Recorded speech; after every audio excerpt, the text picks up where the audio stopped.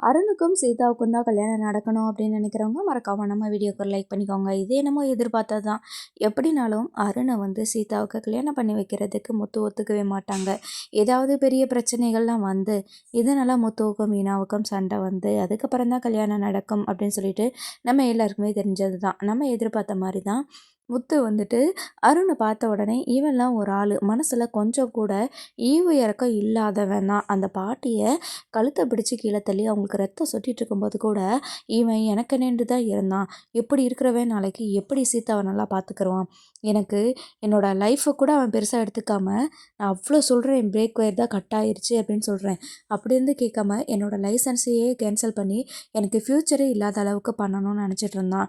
இப்படி வன்மத்தோடு சுற்றிட்டு இருக்கிற ஒருத்தன் எப்படி நம்ம சீதாவை நல்லா பார்த்துக்குவான் அப்படின்னு சொல்லிட்டு மீனா கிட்ட ரொம்பவே பேசுகிறாங்க.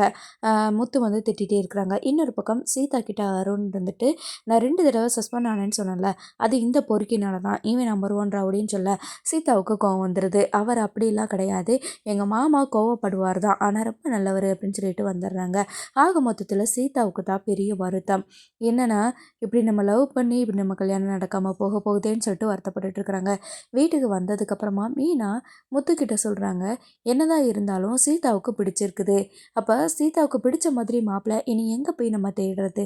அவளுக்கு பிடிச்ச மாதிரி அவளுக்கு வாழ்க்கையை நம்ம அமைச்சு கொடுப்போம். என்னதான் நமக்கு முன்பாக இருந்தாலும் அவளுக்கு பிடிச்சிருக்கு இல்லையா, அவளுக்கு பிடிச்ச மாதிரி நம்ம கல்யாணம் பண்ணி வைப்போம். இப்போது இந்த இடத்துல எங்கள் அப்பா இருந்திருந்தாலுமே சீதாவுக்கு பிடிச்ச மாதிரி தான் மாப்பிள்ளையை அமைச்சு கொடுத்துருப்பாரு அப்படின்னு சொல்ல, நான் சீதாவுக்கு இந்த அருணை தவிர நல்ல மாப்பிள்ளையை நல்ல குணமான பையனாக பார்த்து நானே முடிச்சு கொடுத்துருவேன் அப்படின்னு சொல்லிட்டு சீதாவோட அம்மா கிட்ட போயிட்டு சொல்கிறாங்க. சீதாவோட நடவடிக்கை கொஞ்சம் கூட சரியில்லை, அந்த பையனை போயிட்டு லவ் பண்ணிகிட்ருக்கிறா, அதனால் நல்ல பையனை பார்த்து சீதாவுக்கு நான் கல்யாணம் பண்ணி வைக்கிறேன், என்னை நம்புங்க அப்படின்ற மாதிரி சொல்லிட்டு வராரு.